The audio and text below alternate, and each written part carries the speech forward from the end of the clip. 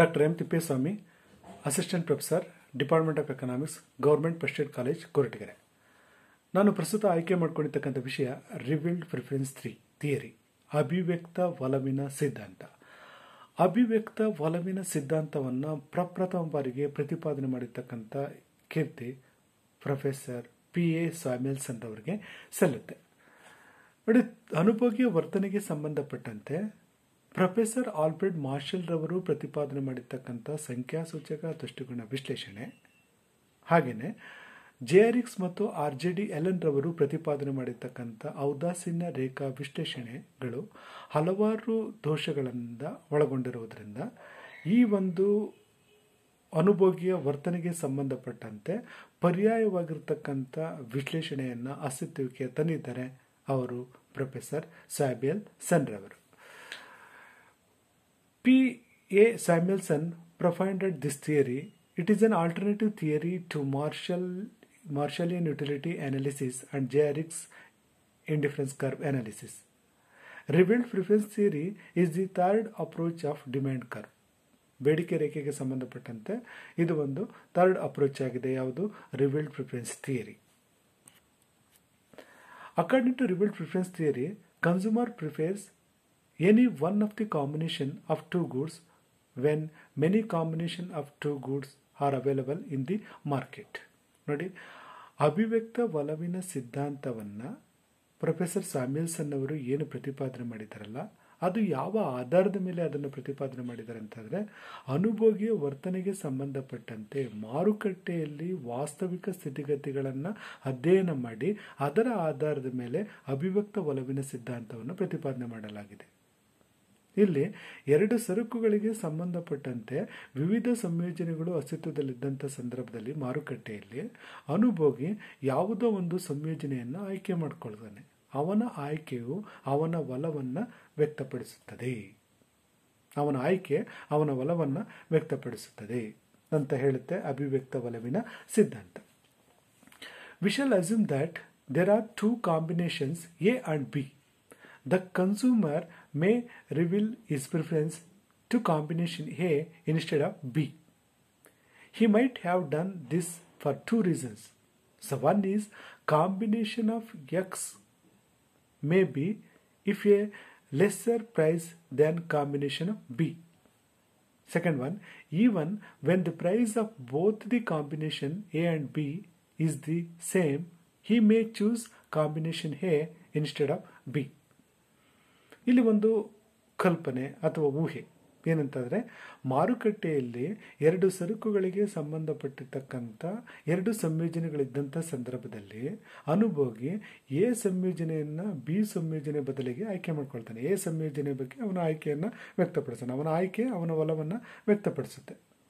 ಯಾಕೆ ಅವನು B ಸಂಯೋಜನೆಗಿಂತ A ಸಂಯೋಜನೆಯನ್ನೇ ಆಯ್ಕೆ ಮಾಡ್ಕೊಳ್ತಾನೆ ಅಂತಂದರೆ, ಎರಡು ಕಾರಣಗಳಿಂದಾಗಿ ಅವನು ಬಿ ಸಂಯೋಜನೆಗೆ ಬದಲಾಗಿ ಎ ಸಂಯೋಜನೆಯನ್ನೇ ಆಯ್ಕೆ ಮಾಡ್ಕೊಳ್ತಾನೆ. ಏಕೆಂದರೆ ಎ ಸಂಯೋಜನೆ ಬಿ ಸಂಯೋಜನೆಗಿಂತ ಕಡಿಮೆ ಬೆಲೆಯದ್ದಾಗಿರುತ್ತೆ, ಅಥವಾ ಈ ಎರಡು ಸಂಯೋಜನೆಗಳು ಒಂದೇ ಬೆಲೆಯನ್ನು ಒಳಗೊಂಡಿದ್ರೂ ಕೂಡ ಅನುಭೋಗಿ ಎ ಸಂಯೋಜನೆಯನ್ನೇ ಬಿ ಸಂಯೋಜನೆಗಿಂತ ಆಯ್ಕೆ ಮಾಡ್ಕೊಳ್ತಾನೆ. ಏಕೆಂದರೆ ಅವನ ಆಯ್ಕೆ ಅವನ ಒಲವನ್ನು ವ್ಯಕ್ತಪಡಿಸುತ್ತದೆ. ಈ ಅಭಿವ್ಯಕ್ತ ಒಲವಿನ ಸಿದ್ಧಾಂತವನ್ನು ವಿವರಿಸುವುದಕ್ಕಾಗಿ ಈ ಒಂದು ರೇಖಾಚಿತ್ರದ ಮೂಲಕ ಪ್ರೊಫೆಸರ್ P.A. ಸ್ಯಾಮ್ಯುಯೆಲ್ಸನ್ ಅವರು ವಿವರಣೆ ನೀಡಿದ್ದಾರೆ. ಇಲ್ಲಿ y ಅಕ್ಷದಲ್ಲಿ x ಸರಕಿನ ಪ್ರಮಾಣವನ್ನು, y ಅಕ್ಷದಲ್ಲಿ y ಸರಕಿನ ಪ್ರಮಾಣವನ್ನು ಸೂಚಿಸಲಾಗಿದೆ. ಈ ರೇಖಾಚಿತ್ರದಲ್ಲಿ LM ಅಂತಕ್ಕಂಥದ್ದು ಬೆಲೆಯ ರೇಖೆ ಅಥವಾ ಆದಾಯದ ರೇಖೆ. ಅಂದರೆ ಎರಡು ಸರಕುಗಳನ್ನು ಕೊಳ್ಳಲು ಸಾಮರ್ಥ್ಯವಿರತಕ್ಕಂಥ ಆದಾಯದ ಮಟ್ಟವನ್ನು ತಿಳಿಯಪಡಿಸುತ್ತೆ. ಯಾವುದು? LM ರೇಖೆ. ಇಲ್ಲಿ A, B, C, D, E ಅಂತಕ್ಕಂಥ 5 ಸಂಯೋಜನೆಗಳಿವೆ. ಎರಡು ಸರಕುಗಳಿಗೆ ಸಂಬಂಧಪಟ್ಟಂತೆ 5 ಸಂಯೋಜನೆಗಳಿದ್ದಾವೆ. ಅನುಭೋಗಿ ಬೆಲೆ ರೇಖೆ ಮೇಲಿರ್ತಕ್ಕಂಥ ಎ ಸಂಯೋಜನೆಯನ್ನು ಆಯ್ಕೆ ಮಾಡಿಕೊಂಡಂಥ ಸಂದರ್ಭದಲ್ಲಿ ಆಗ ಅವನು OR ಪ್ರಮಾಣದಷ್ಟು Y ಸರಕನ್ನು, OS ಪ್ರಮಾಣದಷ್ಟು X ಸರಕನ್ನು ಕೊಂಡ್ಕೊಳ್ತಾನೆ. ಈ ಬೆಲೆ ರೇಖೆ ಮೇಲಿರ್ತಕ್ಕಂಥ ಎ ಸಂಯೋಜನೆಯು ಅನುಭೋಗಿಗೆ ಅಧಿಕ ಪ್ರಮಾಣದ ಈ ಒಂದು ತೃಪ್ತಿಯನ್ನು ತಂದುಕೊಡುತ್ತೆ. ಹಾಗಾಗಿ ಲಿವಿಂಗ್ ಪ್ರಿಫರೆನ್ಸ್ ಥಿಯರಿಯಲ್ಲಿ ಎ ಬಿಂದುವನ್ನು ಕನ್ಸ್ಯೂಮರ್ ಈಕ್ವಿಲಿಬ್ರಿಯಂ ಅಂತ ಕರಿತೀವಿ, or consumer maximum satisfaction point ಅಂತ ಕರೀತೀವಿ. ಎ ಸಂಯೋಜನೆಯನ್ನು ಹೊರತುಪಡಿಸಿ ಇನ್ನು ಸಿ ಮತ್ತು ಡಿ ಸಂಯೋಜನೆಗಳು ಅವನ ಆದಾಯ ಅಥವಾ ಬೆಲೆ ರೇಖೆಗಿಂತ ಕಡಿಮೆ ಇರುತ್ತೆ, ಅವನ ಆದಾಯಕ್ಕಿಂತ ಕಡಿಮೆ ಇರುತ್ತೆ. ಇ ಮತ್ತು ಬಿ ಸಂಯೋಜನೆಗಳು ಅವನ ಆದಾಯ ಮಟ್ಟಕ್ಕಿಂತ ಮೇಲಿರುತ್ತೆ. ಆ ಕಾರಣಕ್ಕಾಗಿ ಬೆಲೆ ರೇಖೆ ಮೇಲೆ ಸ್ಪರ್ಶಿಸ್ತಕ್ಕಂಥ ಎ ಬಿಂದುವಿನಲ್ಲಿ ಅನುಭೋಗಿ ಸಮತೋಲನವನ್ನು ಹೊಂದಿರ್ತಾನೆ. ಆ ಒಂದು ಹಂತದಲ್ಲಿ ಅವನು OR ಪ್ರಮಾಣದಷ್ಟು ವೈ ಸರಕುಗಳನ್ನು ಮತ್ತು OS ಪ್ರಮಾಣದಷ್ಟು ಎಕ್ಸ್ ಸರಕನ್ನು ಕೊಂಡುಕೊಂಡು ಗರಿಷ್ಠ ಮಟ್ಟದ ತೃಪ್ತಿಯನ್ನು ಪಡೆಯುತ್ತಾನೆ. In the figure, A, B, C, D, E are different combination of two goods X and Y. LM price line or consumer income. LM curve price line or consumer income. LM indicates the purchasing power of the consumer. LM ಏನೇನು ಹೇಳುತ್ತೆ? ಅನುಭೋಗಿಯ ಕೊಳ್ಳುವ ಶಕ್ತಿಯನ್ನು ತಿಳಿಯಪಡಿಸುತ್ತೆ. OLM consumer choice triangle, ಅನುಭೋಗಿ ಕೊಳ್ಳುವ ಸಾಮರ್ಥ್ಯವನ್ನು ತಿಳಿಯಪಡಿಸುತ್ತೆ. ಯಾವುದು? OLM consumer choice triangle. The consumer as selected combination of A on LM line. ಅನುಭೋಗಿ LM ರೇಖೆಯ ಮೇಲೆ ಎ ಸಂಯೋಜನೆಯನ್ನು ಆಯ್ಕೆ ಮಾಡಿಕೊಳ್ತಾನೆ. The combination A demonstrates consumers equilibrium. A ಸಂಯೋಜನೆ ಏನನ್ನು ತಿಳಿಯಪಡಿಸುತ್ತೆ? ಅನುಭೋಗಿಯ ಸಮತೋಲನವನ್ನು ತಿಳಿಯಪಡಿಸುತ್ತದೆ. And also revealed preference theory based on following assumptions. ಕೆಲವೊಂದು ಕಲ್ಪನೆಗಳ ಆಧಾರದ ಮೇಲೆ ಅಭಿವ್ಯಕ್ತ ಒಲವಿನ ಸಿದ್ಧಾಂತ ರಚನೆಯಾಗಿದೆ. ಆ ಕಲ್ಪನೆಗಳೇನಂತಂದ್ರೆ, the first one is two goods model. Consumer buys any one combination of the two goods. ಇಲ್ಲಿ ಎರಡು ಸರಕುಗಳ ಮಾದರಿ ಇದೆ. ಅನುಭೋಗಿ ಯಾವುದಾದರೂ ಒಂದು ಸಂಯೋಜನೆಯನ್ನು ಆಯ್ಕೆ ಮಾಡ್ಕೊಳ್ಳೋದಕ್ಕೆ ಅವಕಾಶ ಇದೆ. ಇದು ಒಂದು ಎರಡು ಸರಕುಗಳ ಮಾದರಿ. ಎರಡು ಸರಕುಗಳಿಗೆ ಸಂಬಂಧಪಟ್ಟಂತೆ ಹಲವಾರು ಸಂಯೋಜನೆಗಳು ಅಸ್ತಿತ್ವದಲ್ಲಿದ್ದಂಥ ಸಂದರ್ಭದಲ್ಲಿ ಯಾವುದಾದ್ರೂ ಒಂದು ಸಂಯೋಜನೆಯನ್ನು ಆಯ್ಕೆ ಮಾಡ್ಕೊಳ್ಳೋದಕ್ಕೆ ಅವನಿಗೆ ಅವಕಾಶ ಇರುತ್ತೆ. Consumer chooses only one combination on price line. ಬೆಲೆ ರೇಖೆ ಅಥವಾ ಆದಾಯ ರೇಖೆ ಮೇಲಿರ್ತಕ್ಕಂಥ ಯಾವುದಾದ್ರೂ ಒಂದು ಸಂಯೋಜನೆಯನ್ನು ಆಯ್ಕೆ ಮಾಡ್ಕೊಳ್ಳೋದಕ್ಕೆ ಅವನಿಗೆ ಅವಕಾಶ ಇರುತ್ತೆ. Consumer income and prices of goods remain constant. ಅನುಭೋಗಿಯ ಆದಾಯ ಮತ್ತು ಈ ಒಂದು ಸರಕುಗಳಿಗೆ ಸಂಬಂಧಪಟ್ಟಿರ್ತಕ್ಕಂಥ ಬೆಲೆಗಳಲ್ಲಿ ಸ್ಥಿರತೆ ಇರುತ್ತದೆ. This is the another assumption of revealed preference theory. Consumer taste will not be change. ಅನುಭೋಗಿಯ ಈ ಒಂದು ಆಯ್ಕೆ ಅಭಿರುಚಿಯಲ್ಲಿ ಯಾವುದೇ ರೀತಿ ಬದಲಾವಣೆಗಳು ಇರೋದಿಲ್ಲ. Consumer choice reveals is preference. ಅನುಭೋಗಿಯ ಆಯ್ಕೆ ಅವನ ಒಲವನ್ನು ಪ್ರತಿನಿಧಿಸುತ್ತದೆ ಅಥವಾ ಅವನ ಒಲವನ್ನು ವ್ಯಕ್ತಪಡಿಸುತ್ತದೆ. Consumer choice reveals is preference. ಅನುಭೋಗಿಯ ಆಯ್ಕೆ ಅವನ ಒಲವನ್ನು ವ್ಯಕ್ತಪಡಿಸುತ್ತದೆ. Consumer chooses the combination of large size. ಅಧಿಕ ಪ್ರಮಾಣದ ಸರಕುಗಳನ್ನು ಒಳಗೊಂಡಿರ್ತಕ್ಕಂಥ ಸಂಯೋಜನೆಯನ್ನೇ ಅನುಭೋಗಿ ಆಯ್ಕೆ ಮಾಡ್ಕೊಳ್ತಾನೆ. This theory based on the assumption of strong ordering of preference. ಈ ಒಂದು ಥಿಯರಿ ಅಥವಾ ಅಭಿವ್ಯಕ್ತ ಒಳಗಿನ ಸಿದ್ಧಾಂತ ಅದು ಒಂದು ಸ್ಟ್ರಾಂಗ್ ಆರ್ಡರ್ ಆಗಿದೆ. ಯಾಕೆ ಸ್ಟ್ರಾಂಗ್ ಆರ್ಡರ್ ಅಂತಂದ್ರೆ, ಅನುಭೋಗಿಯ ಮುಂದೆ ಎರಡು ಸರಕುಗಳಿಗೆ ಸಂಬಂಧಪಟ್ಟಿರ್ತಕ್ಕಂಥ ಹಲವಾರು ಸಂಯೋಜನೆಗಳು ಅಥವಾ ABCDE ಅಂತಕ್ಕಂಥ 5 ಸಂಯೋಜನೆಗಳು ಅವನು ಮುಂದೆ ಇದ್ದಂಥ ಸಂದರ್ಭದಲ್ಲಿ ಯಾವುದಾದ್ರೂ ಒಂದು ಸಂಯೋಜನೆಯನ್ನು ಅವನು ಆಯ್ಕೆ ಮಾಡ್ಕೊಳ್ತಾನೆ. ಆಯ್ಕೆಯಾದ ನಂತರ ಉಳಿದ ಸಂಯೋಜನೆಗಳನ್ನು ಅವನು ನಿರ್ಲಕ್ಷಿಸ್ತಾನೆ. ಆ ಸಂಯೋಜನೆ ಬಿಟ್ಟು ಬೇರೆ ಸಂಯೋಜನೆಯನ್ನು ಆಯ್ಕೆ ಮಾಡ್ಕೊಳ್ಳೋದಕ್ಕೆ ಅವನು ಮನಸ್ಸು ಒಪ್ಪೋದಿಲ್ಲ. ಯಾಕೆಂತಾರೆ ಆ ಸಂಯೋಜನೆಯನ್ನು ಆಯ್ಕೆ ಮಾಡಿಕೊಂಡ ನಂತರ ಆ ಆಯ್ಕೆ ಅವನ ಒಲವನ್ನು ವ್ಯಕ್ತಪಡಿಸುತ್ತದೆ.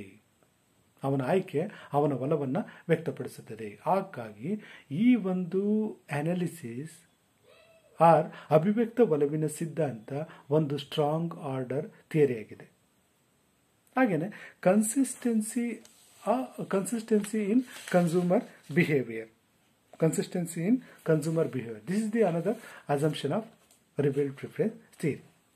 Okay, these are all the assumptions of revealed preference theory. And also we are going to discussion about the superiority of the revealed preference theory. ಅಂದರೆ ಅಭಿವ್ಯಕ್ತ ಒಲವಿನ ಸಿದ್ಧಾಂತದ ಶ್ರೇಷ್ಠತೆ ಬಗ್ಗೆ ನಾವು ನೋಡಿದಂಥ ಸಂದರ್ಭದಲ್ಲಿ the first superiority of the revealed preference theory study of behaviour of actual consumer. ಇದು ಮಾರುಕಟ್ಟೆಯಲ್ಲಿ ಅನುಭೋಗಿಯ ವರ್ತನೆಗೆ ಸಂಬಂಧಪಟ್ಟಂತ ವಿಚಾರಗಳನ್ನು ಅಧ್ಯಯನ ಮಾಡಿ ಅದರ ಆಧಾರದ ಮೇಲೆ ರಚನೆಯಾಗಿರತಕ್ಕಂಥ ಒಂದು ವಿಶ್ಲೇಷಣೆ ಇದು.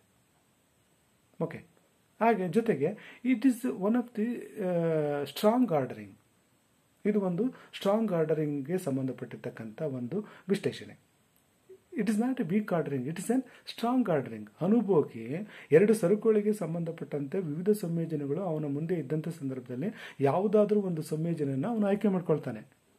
ಯಾವುದಾದ್ರೂ ಒಂದು ಸಂಯೋಜನೆಯನ್ನು ಅವನು ಆಯ್ಕೆ ಮಾಡಿಕೊಂಡ ನಂತರ ಬದಲಿ ಈ ಒಂದು ವಸ್ತುಗಳ ಬಗ್ಗೆ ಅಥವಾ ಬದಲಿ ಸಂಯೋಜನೆಗಳ ಬಗ್ಗೆ ಅವನು ಅಷ್ಟಾಗಿ ಮನಸ್ಸನ್ನು ಕೊಡೋದಿಲ್ಲ. ಒಂದು ಸಾರಿ ಒಂದು ಸಂಯೋಜನೆಯನ್ನು ಆಯ್ಕೆ ಮಾಡಿಕೊಂಡ ನಂತರ ಅವನ ಆಯ್ಕೆಯು ಅವನ ಒಲವನ್ನು ವ್ಯಕ್ತಪಡಿಸುತ್ತದೆ. ಬೇರೆ ಸಂಯೋಜನೆಗಳ ಬಗ್ಗೆ ಅವನು ನಿರ್ಲಕ್ಷ್ಯದಿಂದ ಇರ್ತಾನೆ. ಹಾಗಾಗಿ ಇದು ಒಂದು strong ordering. This is the superiority of the revealed preference theory compared to cardinal utility and indifference curve analysis. And also absence of continuity.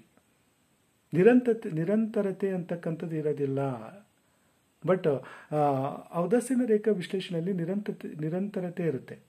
ಹೇಗೆ ಅಂತಂದರೆ, ಎರಡು ಸರಕುಗಳ ವಿವಿಧ ಸಂಯೋಜನೆಗಳು ಅಸ್ತಿತ್ವದಲ್ಲಿದ್ದಂಥ ಸಂದರ್ಭದಲ್ಲಿ, ಒಂದೇ ಔದಾಸೀನ ರೇಖೆಯ ಮೇಲೆ ಎರಡು ಸರಕುಗಳ ವಿವಿಧ ಸಂಯೋಜನೆಗಳು ಅಸ್ತಿತ್ವದಲ್ಲಿದ್ದಂಥ ಸಂದರ್ಭದಲ್ಲಿ ಆ ಒಂದು ರೇಖೆಯ ಮೇಲಿರ್ತಕ್ಕಂಥ ವಿವಿಧ ಸಂಯೋಜನೆಗಳು ಅನುಭೋಗಿಗೆ ಒಂದೇ ಪ್ರಮಾಣದ ತೃಪ್ತಿಯನ್ನು ತಂದುಕೊಡ್ತವೆ. ಹೀಗಿದ್ದಾಗ ಯಾವ ಸಂಯೋಜನೆ ಆಯ್ಕೆ ಮಾಡ್ಕೋಬೇಕು, ಯಾವುದನ್ನು ಕೈ ಬಿಡಬೇಕು ಅನ್ನೋದ್ರ ಬಗ್ಗೆ ಅವನಿಗೆ ಒಂದು ಇದಿರುತ್ತೆ, ಕಂಟಿನ್ಯೂಟಿ ಅಂತಕ್ಕಂಥದ್ದು ಇರುತ್ತೆ. ಬಟ್ ಇನ್ ರಿವೀಲ್ಡ್ ಪ್ರಿಫರೆನ್ಸ್ ಥಿಯರಿಯಲ್ಲಿ ಎರಡು ಸರಕುಗಳಿಗೆ ಸಂಬಂಧಪಟ್ಟಿರ್ತಕ್ಕಂಥ ವಿವಿಧ ಸಂಯೋಜನೆಗಳು ಅಸ್ತಿತ್ವದಲ್ಲಿದ್ದಂಥ ಸಂದರ್ಭದಲ್ಲಿ ಒಂದು ಸಂಯೋಜನೆಯನ್ನು ಆಯ್ಕೆ ಮಾಡಿಕೊಂಡ ನಂತರ ಅದು ಕಂಟಿನ್ಯೂಷನ್ ಅಂತಕ್ಕಂಥದ್ದು ಇರಲ್ಲ. ಸೆಕೆಂಡ್ ಸಂಯೋಜನೆ ಬಗ್ಗೆ ಅವನು ಅಷ್ಟಾಗಿ ಮಹತ್ವವನ್ನು ಕೊಡೋದಿಲ್ಲ. And also relevant idea about the increasing satisfaction, advice to proper choice about the consumer behavior. These are all the superiorities of revealed preference theory. Now we are going to discussion about the defects of revealed preference theory. ಅಭಿವ್ಯಕ್ತ ಒಲವಿನ ಸಿದ್ಧಾಂತದ ಈ ಒಂದು limitations ಏನು ಅನ್ನೋದನ್ನು ನೋಡ್ತಕ್ಕಂಥ ಸಂದರ್ಭದಲ್ಲಿ irrelevant notion about the consumer indifference, ಅಂದರೆ ಅನುಭೋಗಿಯ ಔದಾಸೀನ್ಯತೆಯನ್ನು ಇದು ಪರಿಗಣಿಸಿಲ್ಲ ಅಂತ ಅಂದ್ಬಿಟ್ಟು ಇದನ್ನು ಟೀಕೆ ಮಾಡಲಾಗಿದೆ. ಹೇಗೆ ಅಂತಂದರೆ, ಮಾರುಕಟ್ಟೆಯಲ್ಲಿ ಅನುಭೋಗಿಯ ಮುಂದೆ ಎರಡು ಸರಕುಗಳ ವಿವಿಧ ಸಂಯೋಜನೆಗಳು ಅಸ್ತಿತ್ವದಲ್ಲಿದ್ದಂಥ ಸಂದರ್ಭದಲ್ಲಿ ಆ ಎಲ್ಲ ಸರಕುಗಳು ಅನುಭೋಗಿಗೆ ಬಹುತೇಕವಾಗಿ ಒಂದೇ ಪ್ರಮಾಣದ ತೃಪ್ತಿಯನ್ನು ತಂದುಕೊಡ್ತಕ್ಕಂಥ ಒಂದು ಸನ್ನಿವೇಶವಿದ್ದರೂ ಕೂಡ ಅನುಭೋಗಿ ಆ ಒಂದು ವಿಚಾರದಲ್ಲಿ ಇಂಡಿಫರೆನ್ಸ್ ಆಗಿರದೆ ಕೇವಲ ಒಂದು ಸಂಯೋಜನೆಯನ್ನು ಆಯ್ಕೆ ಮಾಡ್ಕೊಳ್ತಾನೆ. ಒಂದು ಸಂಯೋಜನೆಯನ್ನು ಆಯ್ಕೆ ಮಾಡ್ಕೊಳ್ಳುತ್ತೆ ಅಂತ ಈ ಒಂದು ಸಿದ್ಧಾಂತ ಹೇಳುತ್ತೆ. ಬಟ್ ಈ ಒಂದು ಹಲವು ಸಂಯೋಜನೆಗಳು ಅನುಭೋಗಿಗೆ ಉದಾಸೀನತೆಯಿಂದ ವರ್ತಿಸ್ತಕ್ಕಂಥ ಒಂದು ಸನ್ನಿವೇಶವನ್ನು ತಿಳಿಯಪಡಿಸೋದಿಲ್ಲ. ಹಾಗಾಗಿ ಇದು ಈ ಒಂದು ಇರ್ರಿಲೆವೆಂಟ್ ಆಗಿರತಕ್ಕಂಥ ಒಂದು ಕಾನ್ಸೆಪ್ಟ್. ಅನುಭೋಗಿಯ ಔದಾಸೀನ್ಯದ ಬಗ್ಗೆ ಇದು ಯಾವುದೇ ರೀತಿಯ ಒಂದು ಸಮಂಜಸವಾಗಿರ್ತಕ್ಕಂಥ ಮಾಹಿತಿಯನ್ನು ಕೊಡಲ್ಲ ಅಂತ ಅಂದ್ಬಿಟ್ಟು ಇದನ್ನು ಟೀಕೆ ಮಾಡಲಾಗಿದೆ. And also incapable of explaining the Giffen paradox. ಗಿಫನ್ನ ವಿರೋಧಾಭಾಸವನ್ನು ವಿವರಿಸ್ತಕ್ಕಂಥ ಒಂದು ಸನ್ನಿವೇಶದಲ್ಲಿ ಇದು ತನ್ನ ಮಹತ್ವವನ್ನು ಕಳ್ಕೊಂಡಿದೆ ಅಂತ ಹೇಳ್ಬೋದು. ಯಾಕೆಂತಂದರೆ ಇದರ ಒಂದು ಅಸಂಪ್ಷನ್ಸ್ ಏನಪ್ಪ ಅಂತಂದರೆ, ಆದಾಯದ ಈ ಒಂದು ಬೇಡಿಕೆ ಸ್ಥಿತಿಸ್ಥಾಪಕತ್ವ ಧನಾತ್ಮಕವಾಗಿರುತ್ತೆ ಅಂತಕ್ಕಂಥ ಒಂದು ಕಲ್ಪನೆಯನ್ನು ಒಳಗೊಂಡಿದೆ. ಯಾವುದು? ಅಭಿವ್ಯಕ್ತ ಒಲವಿನ ಸಿದ್ಧಾಂತ. ಆದಾಯದ ಬೇಡಿಕೆ ಸ್ಥಿತಿಸ್ಥಾಪಕತ್ವ ಧನಾತ್ಮಕವಾಗಿರುತ್ತೆ ಅಂತ ಒಂದು ವಿಚಾರವನ್ನು ಹೇಳುತ್ತೆ. ಬಟ್ ಗಿಫನ್ ಪ್ಯಾರಡಾಕ್ಸ್ನಲ್ಲಿ ಬೆಲೆ ಮತ್ತು ಬೇಡಿಕೆ ನಡುವೆ ಧನಾತ್ಮಕವಾಗಿರ್ತಕ್ಕಂಥ ಸಂಬಂಧ ಇರುತ್ತೆ. ಬೆಲೆ ಮತ್ತು ಬೇಡಿಕೆ ನಡುವೆ ಯಾವಾಗ ಧನಾತ್ಮಕವಾಗಿರ್ತಕ್ಕಂಥ ಸಂಬಂಧ ಇರುತ್ತೋ ಆಗ ಆದಾಯದ ಬೇಡಿಕೆ ಸ್ಥಿತಿಸ್ಥಾಪಕತ್ವ ಋಣಾತ್ಮಕವಾಗಿರುತ್ತೆ. ಆ ಕಾರಣಕ್ಕಾಗಿ ಗಿಫಾನನ ವಿರೋಧಾಭಾಸವನ್ನು ವ್ಯವಸ್ಥಿತ ರೀತಿಯಲ್ಲಿ ಪರಿಗಣಿಸ್ತಕ್ಕಂಥ ಒಂದು ಸನ್ನಿವೇಶವನ್ನು ಕಲ್ಪಿಸಿಕೊಟ್ಟಿಲ್ಲ ಈ ಒಂದು ಅಭಿವ್ಯಕ್ತ ಒಲವಿನ ಸಿದ್ಧಾಂತ. ಹಾಗೆಯೇ failure in explaining the differences between income effect and substitution effect. Failure in explaining the differences between income effect and substitution effect. ಆದಾಯದ ಪರಿಣಾಮ ಮತ್ತು ಬದಲಿಕೆ ಪರಿಣಾಮದ ನಡುವೆ ಇರತಕ್ಕಂಥ ವ್ಯತ್ಯಾಸಗಳನ್ನು ತಿಳಿಯಪಡಿಸ್ತಕ್ಕಂಥ ವಿಚಾರದಲ್ಲಿ ಈ ಒಂದು ವಿಶ್ಲೇಷಣೆ ವಿಫಲವಾಗಿದೆ ಅಂತ ಅಂದ್ಬಿಟ್ಟು ಇದನ್ನು ಟೀಕೆ ಮಾಡಲಾಗಿದೆ.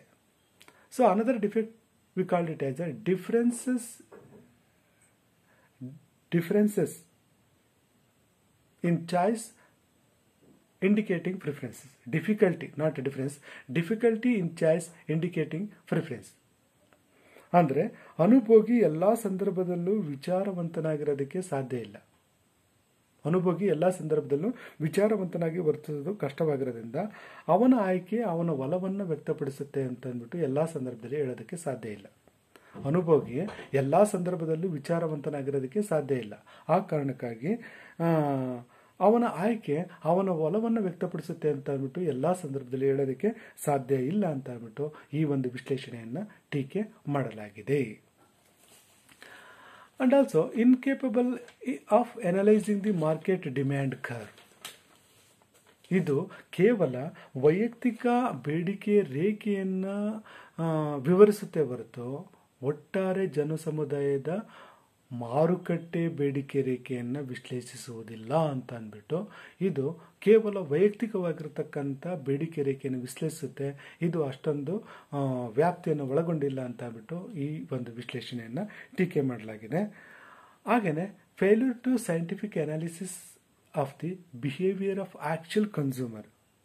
ವಾಸ್ತವ ಅನುಭೋಗಿ ವರ್ತನೆಯನ್ನು ವೈಜ್ಞಾನಿಕ ರೀತಿಯಲ್ಲಿ ವಿಶ್ಲೇಷಣೆ ಮಾಡ್ತಕ್ಕಂಥ ಒಂದು ಅವಕಾಶ ಇಲ್ಲ ಈ ಒಂದು ಸಿದ್ಧಾಂತದಲ್ಲಿ ಅಂತ ಅಂದ್ಬಿಟ್ಟು ಇದನ್ನು ಟೀಕೆ ಮಾಡಿದ್ದಾರೆ. Failure to scientific analysis of the behaviour of actual consumer ಅಂದರೆ ಮಾರುಕಟ್ಟೆಯಲ್ಲಿ ಅನುಭೋಗಿಯ ವರ್ತನೆಯನ್ನು ಲೆಕ್ಕಾಚಾರ ಮಾಡೋದಕ್ಕೆ ಯಾವುದೇ ವೈಜ್ಞಾನಿಕ ಮಾನದಂಡಗಳು ಇಲ್ಲ ಅಂತ ಅಂದ್ಬಿಟ್ಟು ಈ ಒಂದು ವಿಶ್ಲೇಷಣೆಯನ್ನು ಟೀಕೆ ಮಾಡಲಾಗಿದೆ.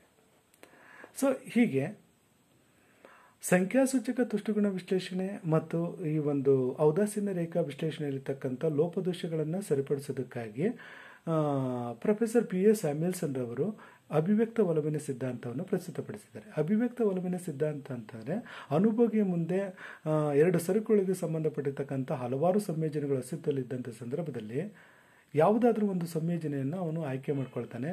ಅವನ ಆಯ್ಕೆ ಅವನ ಒಲವನ್ನು ವ್ಯಕ್ತಪಡಿಸುತ್ತೆ. ಯಾಕೆ ಅವನ ಆಯ್ಕೆ ಒಲವನ್ನು ವ್ಯಕ್ತಪಡಿಸುತ್ತೆ ಅಂದರೆ ಅವನಿಗೆ ಇಷ್ಟಪಟ್ಟಂಥ ಒಂದು ಸಂಯೋಜನೆ ಆಯ್ಕೆ ಮಾಡಿಕೊಂಡ ನಂತರ ಅವನು ಬದಲಿ ಸಂಯೋಜನೆ ಬಗ್ಗೆ ಅಷ್ಟೊಂದು ಮಹತ್ವವನ್ನು ನೀಡೋದಿಲ್ಲ ಅಂತಕ್ಕಂಥ ವಿಚಾರವನ್ನು ತಿಳಿಯಪಡಿಸಲಾಗುತ್ತೆ ಇಲ್ಲಿ ಅಭಿವ್ಯಕ್ತ ಒಲವಿನ ಸಿದ್ಧಾಂತದಲ್ಲಿ. ಈ ಒಂದು ಸಿದ್ಧಾಂತದ ಈ ಒಂದು ಕಲ್ಪನೆಗಳಾಗಿದ್ದಾವೆ ಮತ್ತು ಇದನ್ನು ರೇಖಾಚಿತ್ರದ ಮೂಲಕ ಯಾವ ರೀತಿ ವಿವರಿಸಬಹುದು, ಅದೇ ರೀತಿ ಈ ಒಂದು ಅಭಿವ್ಯಕ್ತ ಒಲವಿನ ಸಿದ್ಧಾಂತದಲ್ಲಿ ಕಂಡುಬರ್ತಕ್ಕಂಥ ಲೋಪದೋಷಗಳೇನು ಇದೆಲ್ಲ ನೋಡುವಂಥ ಸಂದರ್ಭದಲ್ಲಿ ಸಂಖ್ಯಾಸೂಚಕ ತುಷ್ಟುಗುಣ ವಿಶ್ಲೇಷಣೆಯಲ್ಲಿ ಮತ್ತು ಔದಾಸೀನ್ಯ ರೇಖಾ ವಿಶ್ಲೇಷಣೆಯಲ್ಲಿ ಯಾವ ರೀತಿ ಲೋಪದೋಷಗಳಿದ್ದಾವೋ ಅದೇ ರೀತಿಯ ಲೋಪದೋಷಗಳನ್ನು ನಾವು ಇಲ್ಲಿ ಅಭಿವ್ಯಕ್ತ ಒಲವಿನ ಸಿದ್ಧಾಂತದಲ್ಲಿ ನೋಡಿದ್ರೂ ಕೂಡ ಇದರ ಮಿತಿಗಳಿಗಿಂತ ಉಳಿದ ಎರಡು ವಿಶ್ಲೇಷಣೆಗಳಿಗಿಂತ ಇದರ ಮಹತ್ವನೇ ಅಥವಾ ಇದರ ವಿಶ್ಲೇಷಣೆ ವಾಸ್ತವಿಕತೆಗೆ ಹತ್ತಿರವಾಗಿರ್ತಕ್ಕಂಥ ವಿಶ್ಲೇಷಣೆ ಆಗಿರೋದ್ರಿಂದ ಅಭಿವ್ಯಕ್ತ ಒಲವಿನ ಸಿದ್ಧಾಂತ ಅನುಭೋಗಿ ವರ್ತನೆಗೆ ಸಂಬಂಧಪಟ್ಟಿರ್ತಕ್ಕಂಥ ವಿಚಾರಗಳನ್ನು ವಾಸ್ತವಿಕ ನೆಲೆಗಟ್ಟಿನಲ್ಲಿ ವಿವರಣೆ ನೀಡಿದೆ ಅಂತ ಹೇಳ್ಬೋದು. ಓಕೆ, ಇದಿಷ್ಟು ಅಭಿವ್ಯಕ್ತ ಒಲವಿನ ಸಿದ್ಧಾಂತಕ್ಕೆ ಸಂಬಂಧಪಟ್ಟಿರ್ತಕ್ಕಂಥ ವಿಷಯ. ಧನ್ಯವಾದಗಳು.